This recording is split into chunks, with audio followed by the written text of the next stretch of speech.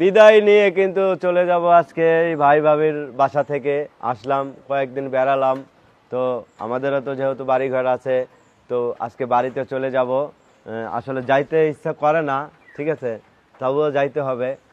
তো চলে যাব, যেহেতু সবাই দোয়া করবেন আমাদের জন্য যেন আমরা ভালোভাবে যেতে পারি, আর ভাই ভাবির জন্য একটু দোয়া করবেন যেন ভালো থাকতে পারে।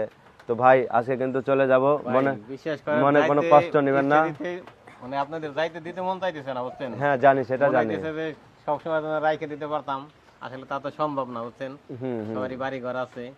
তারপরে আমি হ্যাঁ। অনেক খুশি যে আপনার মতো মানুষ ভাই ভাবিরা আমার বাড়ি আনতে পারছি, আপনার আমরা সাথে কিছু সময় কাটাতে পারলাম, বুঝেন নাই? আমরাও নিজেকে খুশি। অনেক গর্বিত মনে করতেছি। হ্যাঁ আমরাও খুশি যে আমরা এখন পর্যন্ত কিন্তু কোনো ভাই ভাবির বাড়িতে এখনো যাই নাই। অনেকেই কিন্তু নিমন্ত্রণ করছে, কিন্তু আমার মন থেকে ভালো লাগছে, যার কারণে আমার এই ভাই ভাবির বাড়িতে আসলাম। চলে আসলাম, হ্যাঁ আসবো বলছি, চলে থাকলাম, আসলাম এবং বেড়ালাম, 2-3 খাইলাম, দিন এখন বেড়ালাম। চলে যাব। তারা আমাদের জন্য যা করেছে আমরা অনেক খুশি, অনেক খুশি।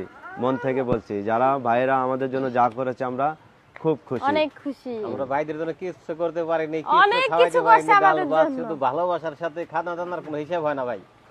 এটা হলো ভালোবাসা থেকে ভাই এত দূর আইছে।